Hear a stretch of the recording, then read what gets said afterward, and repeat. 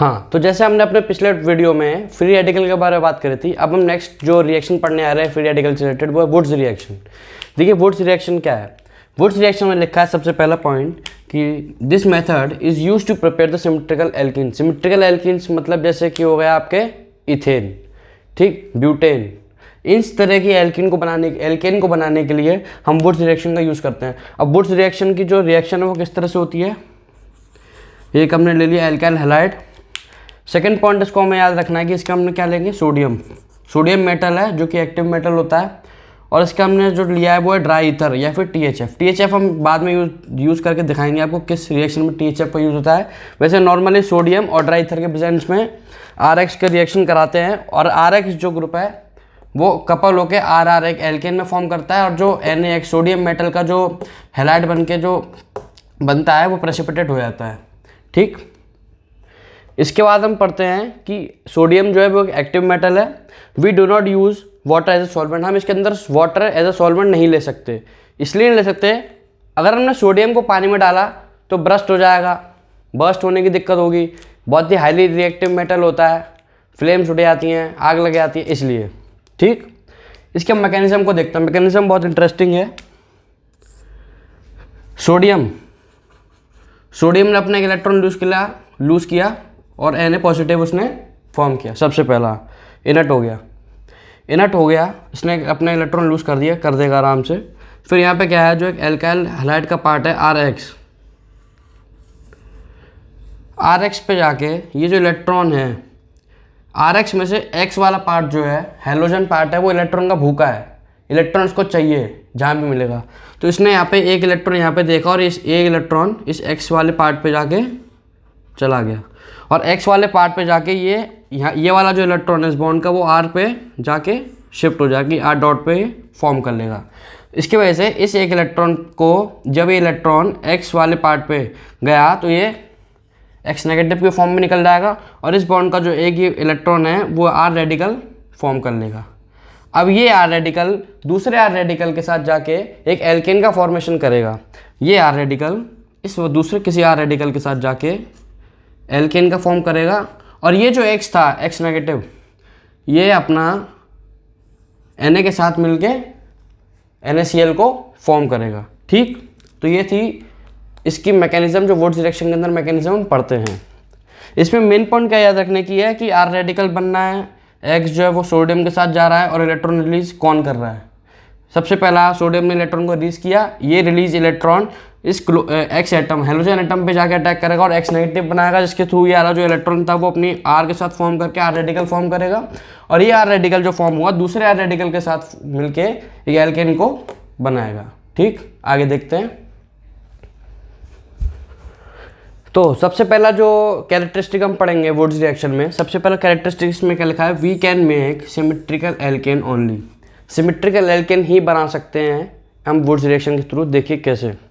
मान लीजिए आपने किसी मिक्सचर में लिया CH3Cl plus 2 mole of Na plus CH2CH3।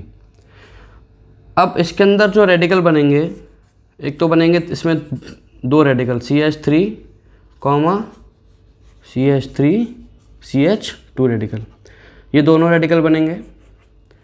अब ये रेडिकल कितने तरीके से इसमें पॉसिबिलिटी है कि एक दूसरे से कंबाइन हो। मिक्सचर है, मिक्सचर में ये दोनों रेडिकल प्रेजेंट है, किसी भी वो जाके कंबाइन हो सकते हैं। क्या क्या पॉसिबिलिटी है, मान लीजिए CH3 खुद CH3 के साथ जाके CH3 के साथ भी जाके कंबाइन कर सकता है, CH3 CH2 CH3 के साथ भी जाके कंबाइन कर सकता है, ठीक है।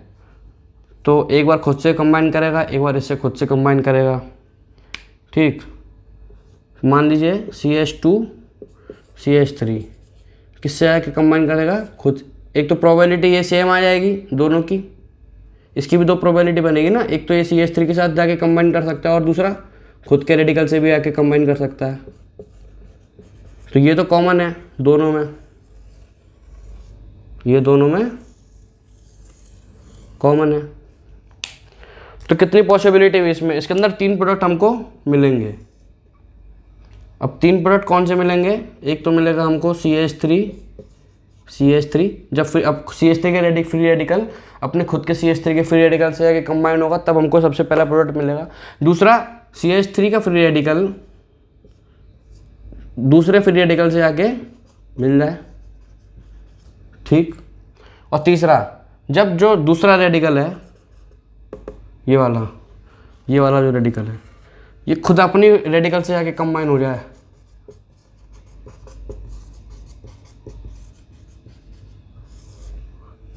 तो अब इसमें क्या हुआ, हमको इस मिक्सचर के अंदर सॉल्यूशन के अंदर हमको 3 तरह के अलग अलग डिफरेंट प्रोडक्ट्स मिल गए, ठीक है। हमको तो ऑड वाला सिलेक्ट करना था, हमको अनसिमेट्रिकल हमने सिलेक्ट कर लिया। अब दिक्कत क्या आएगी, अब इन तीनों के जो डिफरेंस है वो बहुत कम है। मतलब मान लीजिए इसका बॉइलिंग पॉइंट बहुत ही माइनर फ़र्क होता है तीनों के बॉइलिंग पॉइंट में, इसलिए इन तीनों के मिक्सचर को डिफरेंट करना मतलब अलग अलग निकालना उस मिक्सचर में से हमको डिफ़िकल्ट पड़ जाता है और वो ज़्यादा कॉस्टली हो जाता है। इसलिए हम इसमें से सिमेट्रिकल एल्केन ही बना सकते हैं, अनसिमेट्रिकल एल्केन नहीं बना सकते, ठीक। तो अगर हम सेकंड कैरेक्टरिस्टिक की बात करते हैं वुड्स रिएक्शन के अंदर, तो सेकंड कैरेक्टरिस्टिक में क्या लिखा हुआ है, R शुड बी 1 डिग्री और 2 डिग्री। R मतलब जो एल्काइल पार्ट है वो आपका 1 डिग्री होना चाहिए या फिर 2 डिग्री। अगर आपने 3 डिग्री ले लिया, 3 डिग्री अलाउड नहीं है, अगर आपने 3 डिग्री ले लिया, जब आपको पता है जब 3 डिग्री का आपका फ्री रेडिकल बनता है तो वो आपको कॉम्बिनेशन शो नहीं करेगा। वो कॉम्बिनेशन नहीं शो करेगा, वो क्या शो करेगा आपको, डिसप्रोपोर्शन। तो कॉम्बिनेशन ना देखे वो क्या आपको शो करेगा, डिसप्रोपोर्शन रिएक्शन। तो 3 डिग्री का free radical disproportion reaction show करता है, हमने फ्री रेडिकल में पढ़ा है। और 1 और 2 डिग्री का आपका कॉम्बिनेशन शो करेगा। अच्छा, अभी हमने बात करी थी THF टेट्राहाइड्रोफ्यूरॉन, ये इसका स्ट्रक्चर होता है THF का। इस स्ट्रक्चर में हम THF का यूज़ करते हैं जब हमको इस प्रोडक्ट को हमें बनाना हो। अब हमने THF का क्यों यूज़ किया, THF को इसलिए यूज़ किया क्योंकि इसका बॉइलिंग पॉइंट हाई होता है और इतने ज़्यादा बॉइलिंग पॉइंट होता है कि THF उस पर एग्जिस्ट करता है, ड्राई ईथर उस पर एग्जिस्ट नहीं करेगा, THF उस पर एग्जिस्ट करेगा। इसलिए इसको इस वाले प्रोसेस के लिए हम THF का यूज़ करते हैं। चलिए आगे कुछ क्वेश्चंस को सॉल्व करते हैं वुड्स रिएक्शन के ऊपर। हाँ, तो चलिए वुड्स रिएक्शन के ऊपर हम कुछ क्वेश्चंस को सॉल्व करते हैं, ठीक। पहले तो आपको कुछ बेसिक चीज़ आपको दिमाग में रखनी है, जो मैं बोलूँगा आप उसको दिमाग में रखिए और उसके थ्रू आप क्वेश्चन को सॉल्व करते चलिए, ठीक। RCl है, अल्काइल हैलाइड है, 2Na + Cl। आपने इस पार्ट को बाहर निकाला, इस 2 पार्ट को आपने आपस में लगाया, चिपकाया और इस प्रोडक्ट को फॉर्म आपने कर लिया, पहली बात, ठीक। दूसरी बात जो आपके लिए कॉम्पिटिटिव वे से बहुत इंपॉर्टेंट है वो ये है कि इस छोटे सी चीज़ को आप याद रखिए, आपके सारे क्वेश्चन सॉल्व होते रहेंगे। हाँ, अगर आपको कोई शॉर्ट नोट है किसी अदर क्वेश्चन पेपर या अदर किसी एग्जाम में आपको लिखना है पूरे 5 नंबर में तो वुड्स रिएक्शन के ऊपर, तो आप पूरी मैकेनिज्म, कैरेक्टरिस्टिक और कुछ एग्जाम्पल के थ्रू आप दिखा सकते हैं। लेकिन अगर आप किसी कॉम्पिटिशन में आप बैठे और सॉल्व कर रहे हो तो ऐसे बहुत देर हो जाएगी। आप इस चीज़ को आप दिमाग में रखें जो मैं बताने आ रहा हूँ, ठीक।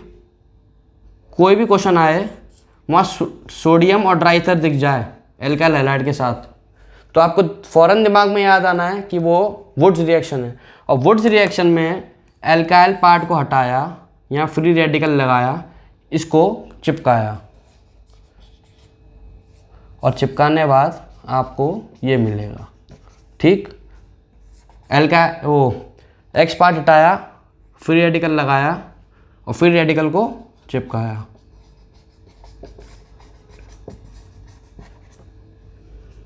इसमें कुछ पॉसिबिलिटी है, ये 2 डिग्री है। अब 2 डिग्री में क्या होगा, अलग अलग तरह से बनेंगे। एल्काइल पहले हटाया आपने या फ्री रेडिकल लगाया आपने, ठीक है। 2 डिग्री कॉम्बिनेशन भी शो करता है, डिस्प्रोपोर्शन भी शो करता है। कॉम्बिनेशन में क्या बनेगा देखते हैं पहले, CH3 C CH3 C CH3 CH3। सबसे पहला प्रोडक्ट तो यह बनेगा, ठीक है। आगे देखते हैं डिस्प्रोपोर्शन से बनने वाले आप इसका पहले फ्री रेडिकल बना लीजिए, तब आपको डिस्प्रोपोर्शन समझ में आएगा। CH3 डॉट, इस तरह से आपका फ्री रेडिकल तैयार है। जब आपने इसके सामने एक और फ्री रेडिकल लिया है, CH3, इसको आप देखिए आराम से ऐसे करिए, CH2 और यहाँ पे H, इसका H तोड़ के इसका फ्री रेडिकल तो ये ले जाएगा एक, और इसका जो एक फ्री रेडिकल बचेगा वो इधर आ जाएगा। तो ठीक है, इसके जो 2 प्रोडक्ट बनने वाले हैं वो कुछ इस तरह से और बनेंगे, CH3 और आपका जो है H और H, एक तो ये बनेगा, कुछ आपको दूसरा प्रोडक्ट बनेगा वो बनेगा आपका CH3C डबल बॉन्ड CH2।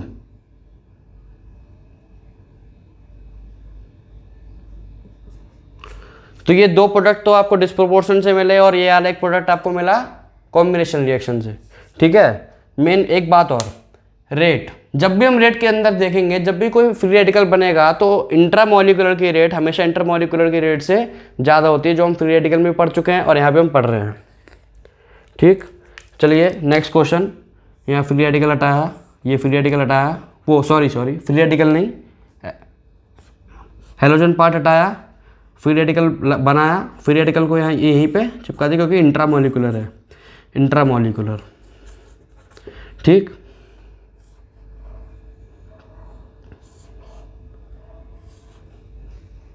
ठीक, चलिए कुछ और एग्जांपल देखते हैं। हाँ, तो हमारा वुड्स रिएक्शन में जो अगला एग्जांपल है वो हम उनकी तरफ देखते हैं। मैंने यहाँ से अल्काइल पार्ट को हटाया, यहाँ पे मैंने अपना फ्री रेडिकल लगाया और बनाने के बाद मैंने उसको इसी के साथ चिपका दिया, तो क्या बना, CH2 फिनाइल ग्रुप। ठीक, बहुत बढ़िया। मैंने यहाँ से, अच्छा जो मैंने आपको एक बेसिक पार्ट बताया था, आप देख सकते हैं यहाँ से, यहाँ 2 निकल जाएगा बाहर। ठीक है, और मैंने यहाँ से दोनों को हटाया, यहाँ मैंने फ्री रेडिकल लगाया और फ्री रेडिकल को मैंने इंट्रामोलिकुलरली स्टिक किया, तो जो बनेगा वो बनेगा साइक्लोहेक्सीन फॉर्म हुआ। ठीक है, चलिए आगे देखते हैं। मैंने इसको एल्काइल पार्ट को X पार्ट को हटाया, यहाँ मैंने फ्री रेडिकल लगाया, X पार्ट को हटाने के बाद, हाइड्रोजन पार्ट को हटाने के बाद ये इंट्रामोलिकुलरली रिएक्शन करेगा और कुछ आपका इस तरह से बनाएगा स्ट्रक्चर। ये तो अंदर आ गया, ये भी अंदर आ गया, थोड़ा सा इसको टेढ़ा कर देते हैं। जो यहाँ पे फ्री रेडिकल बने अब वो एक दूसरे में इंट्रामोलिकुलरली जुड़ेंगे और जुड़ने के बाद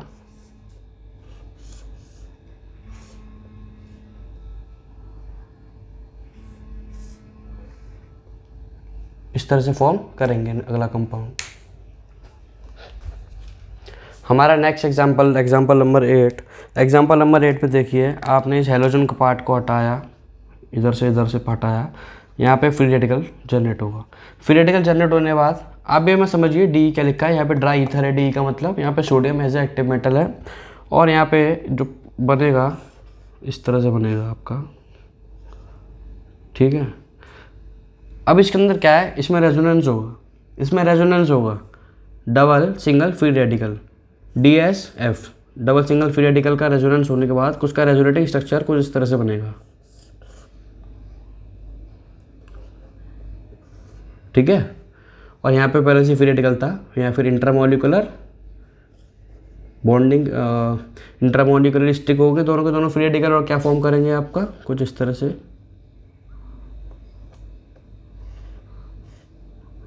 फॉर्म होगा। ठीक, तो ये बात थी वुड्स रिएक्शन के अंदर कुछ पॉइंट्स, और इसी के साथ वुड्स रिएक्शन यहाँ पे ख़त्म होता है। Thank you.